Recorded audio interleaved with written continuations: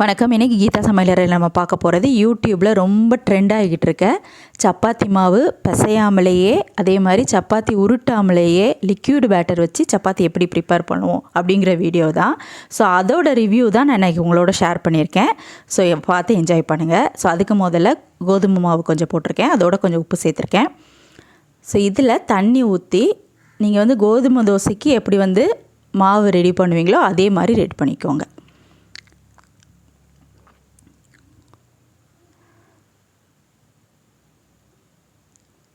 So கொஞ்சம் கொஞ்சமாக தண்ணி ஆட் பண்ணுங்கள். ரொம்ப தண்ணியாக வேண்டாம், ரொம்ப தண்ணியாகிடுச்சுன்னா தோசைக்கல்லோட ஒட்டிக்கும். அதனால் கொஞ்சம் பார்த்தே சேருங்க.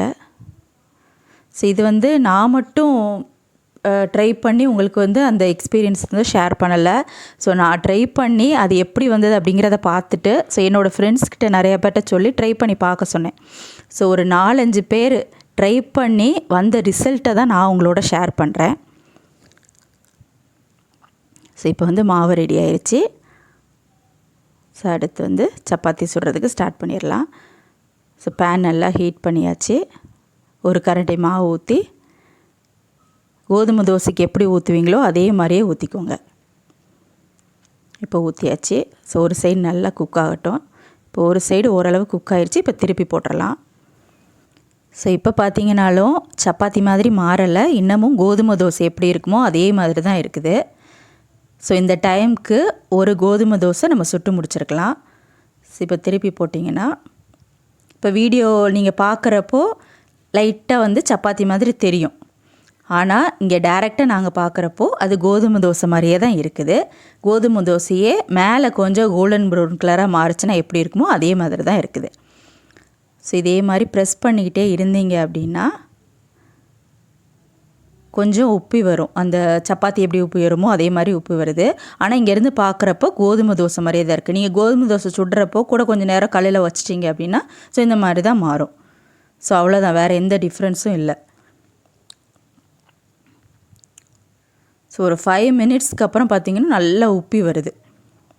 ஸோ திருப்பி திருப்பி போட்டு ஸோ ஹை ஃப்ளேமில் வச்சிடாதீங்க, நல்லா கருகிரும். அதனால் மீடியம்லேயே வச்சு இப்படி திருப்பி திருப்பி போட்டிங்கன்னா சீக்கிரமே குக் ஆயிரும். பார்த்திங்கன்னா நல்லா தெரியும் உங்களுக்கு, நல்லா உப்பி வருது. ஸோ பார்க்குறதுக்கு அதுவும் வீடியோவில் பார்க்குறதுக்கு கோதுமை தோசை மாதிரி இல்லை, சப்பாத்தி மாதிரி இருக்குது. ஆனால் டைரெக்டாக பார்க்குறப்போ கோதுமை தோசை கொஞ்சம் கருகிருச்சு. அதாவது கோதுமை தோசை சுடுற அந்த ஸ்டேஜுக்கு அடுத்த ஸ்டேஜ் போச்சுன்னா இந்த மாதிரி தான் இருக்கும். வேறு எந்த டிஃப்ரென்ஸுமே இல்லை இதில். ஸோ பார்த்திங்கன்னா தெரியும் நல்லா சப்பாத்தி எப்படி உப்பி வருதோ அதே மாதிரி உப்பி வருது.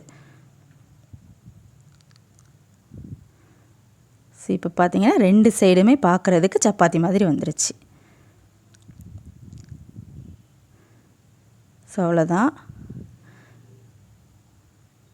சப்பாத்தி மாதிரியே இருக்குது. இப்போ எடுத்து டேஸ்ட் பண்ணி பார்த்துட்டு எப்படி வந்தது அப்படிங்கிறத நான் உங்களோட ஷேர் பண்ணுறேன்.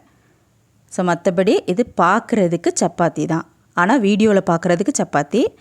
பட் டைரெக்டாக நாங்கள் பார்க்குறப்போ கோதுமை தோசை எப்படி இருக்குமோ அதே மாதிரி தான் இருக்குது.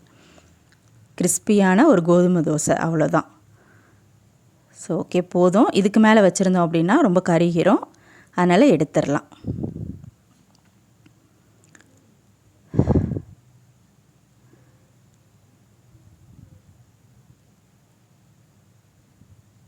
முடிஞ்சிருச்சு.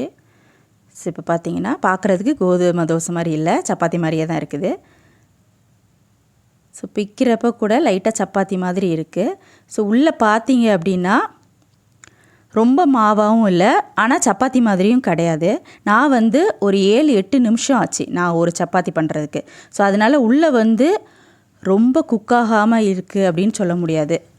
ஆனால் டேஸ்ட் அப்படின்னு பார்க்குறப்போ அப்படியே கோதுமை தோசை, ஒரு கிறிஸ்பியான கோதுமை தோசை எப்படி இருக்குமோ அதே மாதிரி தான் இருக்குது. ஸோ வீடியோ பார்த்து நல்லா என்ஜாய் பண்ணியிருப்பீங்கன்னு நினைக்கிறேன். தேங்க்யூ.